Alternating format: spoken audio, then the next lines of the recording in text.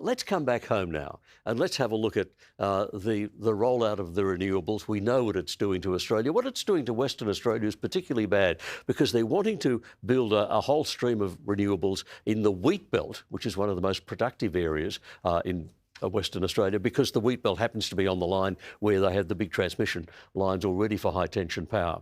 Now, what they're doing is they've got laws which say that if you own a property and you decide you want to erect a new building, but it's close to where a neighbour has allowed a wind turbine to be built, well, you can be denied permission on the basis that it's too close to the wind turbine.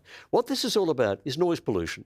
The wind turbines do create noise pollution. They damage human health. So the worry is you'll build up a second house there for members of the family or for the shearers who come once a year or as a B&B or whatever.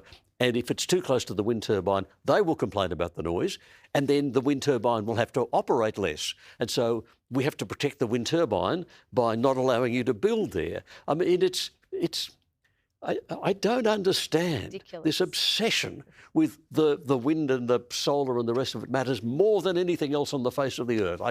It beats me. But it's literally that the wind turbines and these wind farms are more important than homeowners and undermining home ownership and rights that you have when you own a property.